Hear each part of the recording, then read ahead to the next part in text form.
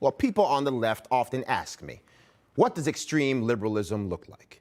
How can people who say they want equality for all end up becoming key contributors to the bigotry we want to rid the world of completely?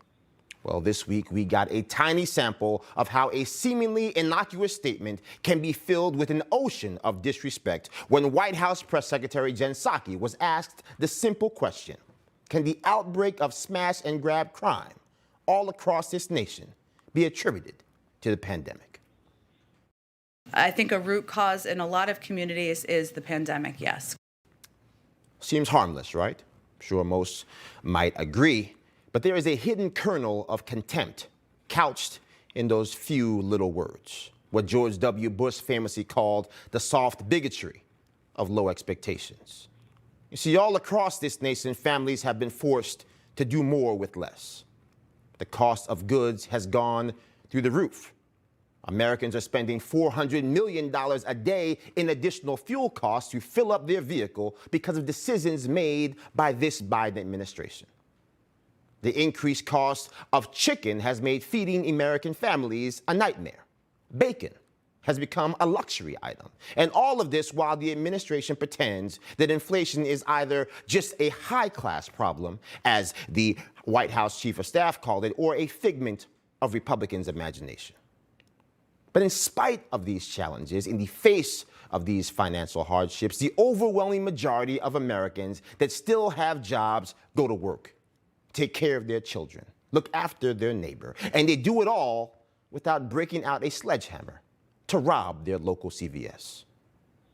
Now, we know times have been tough here at home, and the harder truth is that many trapped at the bottom, they have had a tougher time than they actually needed to have.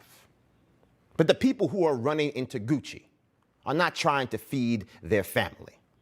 I'm not trying to pay for some type of chemotherapy that cures a cancer that was discovered too late because of lockdown policies.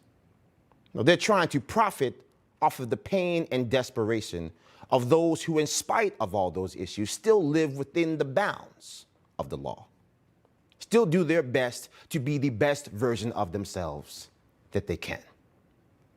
And so when 3 out of 5 black children in New York are living in poverty, when 86% of the children living in poverty all across this nation are children of color, and when the opinion from the White House podium is that people who leverage that despair for personal gain is just an unavoidable fact of life, well, then it shouldn't fall to me to have to explain to you the warped prejudice wrapped in that simple throwaway line. See, left-wing bigotry can kill. It kills hope, it kills respect, it diminishes possibility, and it also demeans those who still do what they can, when they can, without resorting to the lawless mayhem we have witnessed.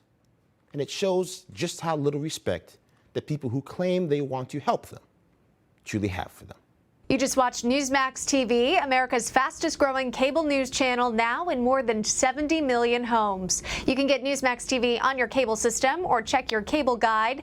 And if your system doesn't carry Newsmax, call them, tell them you want Newsmax TV, because we're real news for real people.